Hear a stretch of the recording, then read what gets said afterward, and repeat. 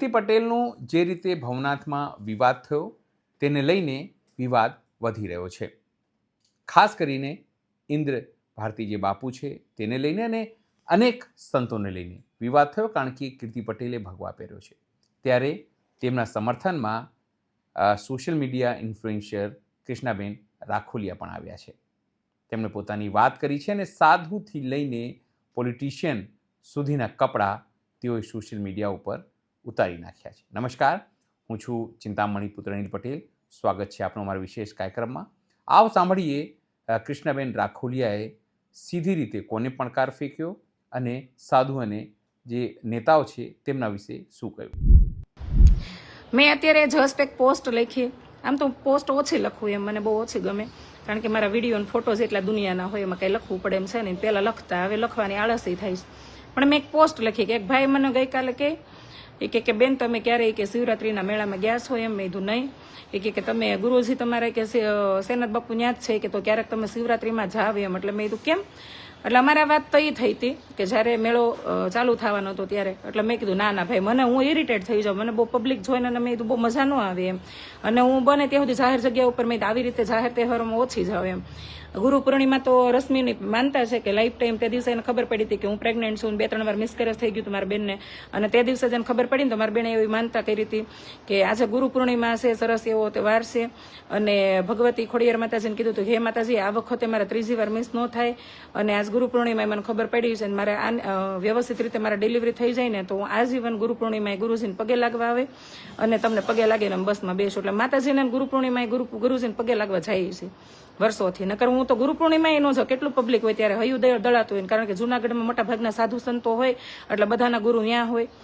પણ મને શિવરાત્રીના મેળામાં બાપા હું કંટાળી જાઉં. હું મહાકુંભમાં નહોતી ગઈ, બરાબર, પણ મને એ ભાઈએ તો અમારી બેની વાત વિચારણા હાલતી હતી એટલે એણે એમ કીધું કે જવાય એનું બહુ મહાત્મ છે એમ. તમે મહત્વ વગરનું કોઈ અહીંયા થતું જ ન હોય. સનાતન ધર્મ તો ફેલાયેલો એટલો છે અને વિશાળ હૃદયનો છે. એમાં પક્ષીઓ, પ્રાણીઓ, નદીઓ, પહાડો અને વનસ્પતિઓ બધાને પૂજીએ છીએ આપણે. અને સ્ત્રીઓને મેં કહે ને કે ખુલીને જીવવાનો અધિકાર મને લાગે છે આ ધર્મમાં જ છે, બાકી તો જોઈ આવો જાવ.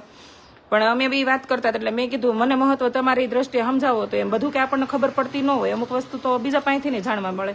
એટલે મને કહે કે ભગવાન શિવ કે મહાશિવરાત્રી એ ભગવાન સાક્ષાત ભગવાન શિવ કે મૃગી કુંડમાં સ્નાન કરવા આવે છે. મેં કીધું ઓકે. પછી પતી ગયું. પછી પાછી અમારે થોડીક વાત ચર્ચા વિચારણા થઈ. એટલે એણે એવું કીધું કે બેન કે કેમ પણ તમે જોયો ને જુનાગઢનો માહોલ. મેં રાહ જોઈ રહ્યા છીએ, સોશિયલ મીડિયાના માધ્યમથી મેં જોઈ રહ્યા છીએ જુનાગઢનો માહોલ એમ. પણ એ કે તમે ગયા હો તો મજા આવે તેમ. પણ મેં કીધું ભગવાન શિવ આવ્યા નતા. મેં કીધું તમે એમ કહેતા હતા કે ભગવાન શિવ આવે એમ, પણ આ વખતે કીર્તિ રૂપે ભગવાન શિવ આવ્યા એમ. મેં અત્યાર સુધીમાં મારી પોતાની કોન્ટ્રોવર્સી હાલતી ત્યારે મેં કોઈ દિવસ એનું નામ નથી લીધું. આજે નામ એટલા માટે લીધું કે કોઈ માણસ કોઈ ગલત રસ્તે ન દોરાઈ છે, બરાબર. એટલે મેં કીધું ભગવાન શિવ મેં કીર્તિ રૂપે આવ્યા કહેવાય એમ. એટલે કે તમે બે આમાં અત્યારે મેં પોસ્ટ લખી, ફની પોસ્ટ. આમ જુઓ તો ફની પોસ્ટ છે, આમ સીધી ટકોર છે કે તમે બહુ એટલે બહુ ગુંડાગર્દી ઉપર ઉતરી આવો. ધર્મને નામે તમે ધર્મના ઠેકેદારો બહુ આમ પોતાની જાતને કંઈક સમજવા માંડો અને પછી દુનિયાને ગામને બધાને બેવકૂફ રમાડવા માંડો. અને અહીંયા સ્માર્ટનેસ લખ્યું હોય, અહીંયા સ્માર્ટનેસ કાઢીને 6 વાળી ગાળ તમે લગાડી દો તો એવું બધું ન હોય, બરાબર. એટલે મેં એવું કીધું, મેં કીધું કે આ વખતે કીર્તિ રૂપે આવ્યા ભગવાન શિવ. હારાના કહે ને કે ઢીલા થઈ ગયા એમ.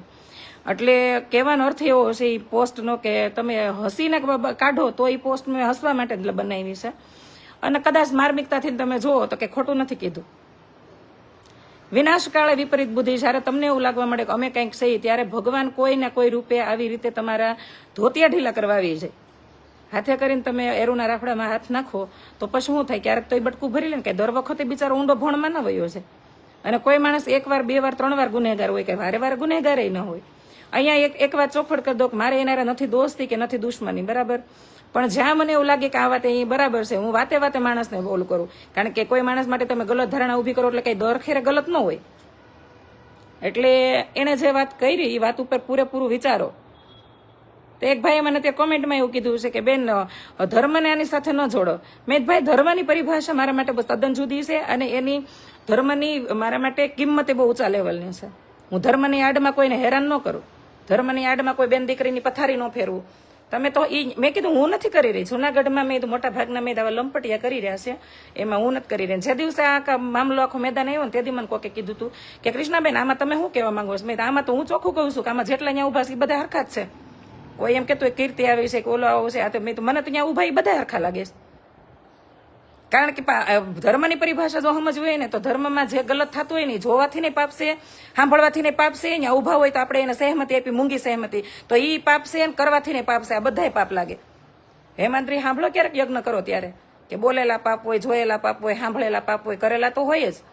તો અહીંયા બધા છે એ બધા સામેલ જ છે આ બધી વસ્તુમાં. અને હવે વાત કરવી છે કે અપવિત્રતાની, કે કુંડનું પાણી અપવિત્ર થઈ ગયું. તો મારું તો એવું માનવું છે કે એવી લેબોરેટરી હોય ને તો અહીંયા મોકલો પાણી. કીર્તિ નાવા નથી પડી ને પહેલા કીધું અપવિત્ર થઈ ગયું છે, અહીંયા બધા ઉભા છે ને એ અંદર ખાને પેટ મેલા છે, તેના લીધે હોતે થઈ ગયું છે. કીર્તિ જશે એ હામી તો છે, દર્પણ તો છે કે આપણને દેખાય છે કે ગાળો બોલે છે, જેને હોય એને લઈ લે છે, એ જે છે એ વ્યા છે.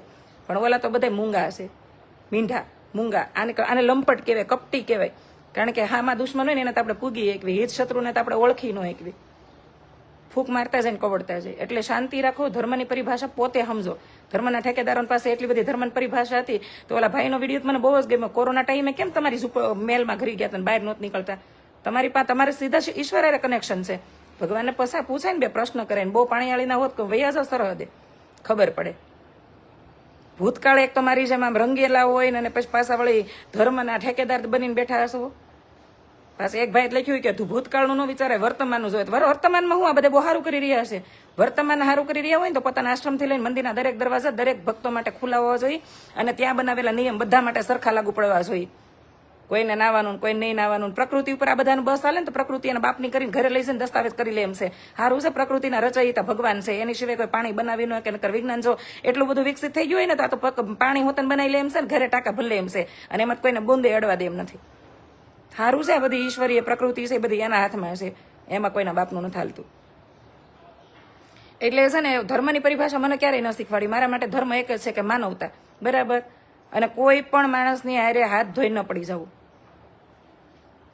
હાથ ધોઈને કોઈ દિવસ કોઈની વાહ ન પડી જવું. આજે તે કીર્તિ યારે મારે નથી કોઈ સમાધાન થયું નથી, મારા હવે કોઈના ઝઘડા, પણ મને એટલીસ્ટ એટલી ખબર પડે કે તમે ઝુંડ બનીને કોઈની વાહે પડી જાઓ, કે ઝુંડ બનીને તમે કોઈની ઉપર આક્ષેપો લગાવવા મળો, અને ઝુંડ બનીને તમે ઓલું કરો, તો ઝુંડમાં તો સિંહ હોતો ને બિચારો ક્યારેક એકલો પડી જાય. એટલે છે ને શાંતિ રખાય.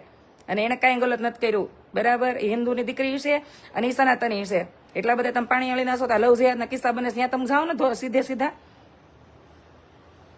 ગાયોના કતલખાના બંધ કરાવી દો. દોઢડીના ખબર છે કે ઓલા પણ એ એટલા બધા એના પાછળનો જે રેકોર્ડ છે એટલો બધો ખરાબ છે. એટલે આમાં મોટા ભાગની ટૂંકા બુદ્ધિના માણસ હોય એને સીધી ખરાબ જ સમજવા મળશે. પણ દર વખતે દરેક માણસ ખરાબ ન હોય, બરાબર. અને કોઈ દિવસ મેં નથી કીધું, પણ આ પહેલી વાર હું કહું છું કે બધી દીકરીઓને આવું ગાળું ન બોલે, પણ દરેક દીકરીને આટલી બધી નીડર રહેવાય કે જાહેર જગ્યા ઉપર કાંઈ પણ ગલત થાય ને તો જાહેર જગ્યામાં જેણે ગલત કર્યું ને એને સામે આંખમાં આંખ નાખીને જવાબ દઈએ કે, બરાબર. બાકી મેં જોયું છે કેટલાય લોકો શરમમાં બીકમાં અમુક વસ્તુનો સામનો નથી કરતા ને એના લીધે જ આવા પાખંડીઓ છે ને એ મોટા મોટા રાજ કરીને બેસી ગયા છે. અને ખબર જ છે કે જે માણસને બીક, લાજ, શરમ આ બધા શબ્દો કોઈ નાતો નેડો જ નથી તો ત્યાં જવાય લપ કરવા. હે, મહાભારતનો એક ડાયલોગ છે, રવિ ચોપડાના મહાભારતનો એક ડાયલોગ છે જેમાં અંબા કાશીના દરબારમાં એવું કહે છે, હે ભીષ્મ, ઘાયલ શેરની ઘાયલ નાગીનો અપમાનિત સ્ત્રી સે ડરના શીખો. આવું કહે છે હે ભીષ્મ. ભીષ્મ પિતામહને કહે છે કે ઘાયલ શેરની ઘાયલ નાગીન એટલે ઘાયલ સિંહણ, ઘાયલ નાગીન એટલે નાગણ, અને અપમાનિત સ્ત્રી એટલે ઘાયલ થયેલી સ્ત્રીઓથી ડરતા શીખો. કારણ કે એને પછી કઈ ફેર જ ન પડતો હોય સમાજથી. કારણ કે જયારે સ્ત્રી સમાજનું વિચારવાનું છોડી દે પછી સમાજને ટેન્શન થવા મળે, સ્ત્રીઓને ટેન્શન ન રહે. એટલે સ્ત્રી પાસે લાજ મર્યાદા, શાંતિનું, શરમનું ઘરેણું હોય ને પહેરેલું રાખવા દેવું, હાથે કરીને ઉતારવા મજબૂર ન કરું, પછી તમને નડે. અને પુરુષ ન નડે એટલી સ્ત્રીઓ નડે, ખબર પડે એટલી. તો હાથે કરીને છે ને કોકના મોઢામાં આંગળા ખોલાવા ન જાય. મને તો એ નથી ખબર પડતી કે એટલું બધું પ્રશાસન ત્યાં ઊભું હતું, તમે નિયમો વધારે સ્ટ્રિક્ટલી ફોલો કરાવતા હતા, તો એ છે કે કુંડમાં નાવા પડી ત્યાં સુધી બધા ક્યાં ગયા હતા. અને નાવા પડી પછી આમ અમુક અમુક તો વળી ચોકીને જોવે, આમ એમાં ચોકવાનું છે, ક્યાં તમારા બાપનો કુંડ છે? એવું છે કે પર્સનલ કોઈનો કુંડ છે? ઈશ્વરે આપેલી વસ્તુ છે, અને ઈશ્વરની વસ્તુ ઉપર તો બધાનો અધિકાર સમાંતર હોય. એટલે શાંતિથી જીવો. ભગવાને ઈશ્વરે આટલે ખોબેન ધોબે પ્રકૃતિ વરસાવી છે, એનો આપણે આડે ધડ નષ્ટ કરી રહ્યા છીએ. એનું મૂલ્ય તો નથી કરી રહ્યા, પણ આડેધડ નષ્ટ કરી રહ્યા છીએ. તો એક તો આપણે એના અપરાધી બની રહ્યા છીએ, વાતાવરણ બગાડવાનું મેઇન કારણ પહેલા આપણે બધા છીએ, અને પછી ઈશ્વરને દોષ દેવો, અને હજી પાછું નથી પડવું. કોઈ બેન દીકરી કે સ્ત્રી ઉપર તમે ઝુંડ બનીને હાલી નીકળો છો ને પાછું પોતાની જાતને તમે એવા સમજો છો કે અમે મહાન છીએ, હાલી હું મેળવશો. અને પાછું હું ઘણી વાર જોઉં છું, આની આ છોકરી પટેલ સમાજની છે, જો આની આ છોકરી કોઈ ક્ષત્રિય સમાજની હોય ને તો તમારા મોઢામાં જીભડા ઘરી જાય. ત્યાં તો બીક લાગે બાપુની, એટલે શાંતિ રાખવાની. બરાબર. મૃગી કુંડમાં કોઈને સ્નાન ન કરવું, તો બધાના માટે નિયમ બનાવો કે કોઈને ન કરવું, અને કરવાનું હોય તો બધાય કરી શકે. એ ખાલી સંતો માટે છે. સંતો પેલા તો પોતાની, મોટા ભાગના જુનાગઢના સંતોને હું સારી રીતે ઓળખું છું. કીર્તિ તો અત્યારે લઈ આવી છે આ બધા. હું કેટલાને અંદર ખાને ઓળખું છું, મારી પાસે પ્રૂફ હારે બધા મોકલ્યું છે. તો મેં હાથમાં બધું મૂકી દીધું કે હાલો ભાઈ આપણે સંસારી સ્ત્રી છે, એટલે આ બધી વસ્તુમાં આપણે નથી પડવું. બાકી એટલા કેટલાને ઓળખું છે જે પોતાના ઘરના જવાબદારીમાંથી સટકવા હાટું ભગવા ધારણ કરી નાખ્યા છે. બરાબર. ઘરની જવાબદારી નિભાવી નથી, માતા પિતા પ્રત્યેની નથી, માતૃ ઋણ ઉતારવું નથી, પિતૃ ઋણ ઉતારવું નથી, તમારા ભાઈ ભાંડડા પ્રત્યેની તમારી જવાબદારી નિભાવી. એ તો પેલા દૂર નહીં રહે, ભાઈ ભાંડડાની તો હાલે જવાબદારી ન હોય એટલી બધી, પણ તમારા સંતાનોની તમારે નિભાવી નથી. પછી ભગવા ધારણ કરી લેવાશો, મોફતી આવ ભિખારી, શરમ આવી જોઈએ. અને સાચા સંતો હોય ને, એ તો સિદ્ધ યોગી હોય, એને કોઈ દિવસ સંસાર કે લેવા દેવા જ ન હોય. સંતો એટલે હું ખબર પડે છે, ભૂતકાળ જરીક જો ઇતિહાસને ઉકેલો એટલે ખબર પડે કે સંતો કેવા હોય. ગોળ બંગાળનો રાજા ગોપીચંદ કેવડું મોટું રાજ્ય ત્યાગીની પોતે એ સંત થઈ ગયા હતા. સિદ્ધ યોગીની વાત કરી રહી છે અહીંયા. ભૃતુહરિનાથ રાજા ભરતરી 92 લાખ માળવાન ધણી હતા. બરાબર. ઉજ્જૈન નગરીનો એ રાજવી હતો. વિક્રમાદિત્ય એના ભાઈ હતા. કેવડું રાજ્ય ને કેવા બધા ભાઈ ભાંડડું. પિંગળા જેવી સતીનારી એની સ્ત્રી હતી. અને કોઈ એમ કે ને એવું નહોતું તો પિંગળા પેલા સતીનારી જતા, એને એક વાર હાઈ કરીને પ્રાણ નીકળી ગયો હતો. આવા જતી સતી હતા આપણા દેશના. અને એને ક્યારે એવું નહોતું કર્યું ભિક્ષાવૃત્તિમાં માનતા. ભિક્ષાવૃત્તિ કે માંગીને જ ખાવું, સાધુ તો ચલતા ભલા હોય. એના આવડા મોટા મોટી સુવિધાવાળા આશ્રમો બાશ્રમો હોય ને, આશ્રમો ખોલવાના હોય તો એ બધાને રીતે ખુલ્લા મુકાય. જેમ કેમ સેનાથ બાપુના આશ્રમમાં તમે ગમે ત્યારે જાઓ ત્યાં દર્શન કરવાની છૂટ છે. અહીંયા હાલે છે અનુક્ષેત્ર તો ગમે એ બધી જ્ઞાતિને અહીંયા જમવાની છૂટ છે. આ તો અમુક હું વીઆઈપી દીકરાને પોતાના આશ્રમમાં ખુલ્લા ન હોય, ગેટ નો ખુલવાના હોય. વીઆઈપી ગેસ્ટને તો અંદર એન્ટ્રી હોય ને પાછા હારી ના થવા ધોડ્યા છે.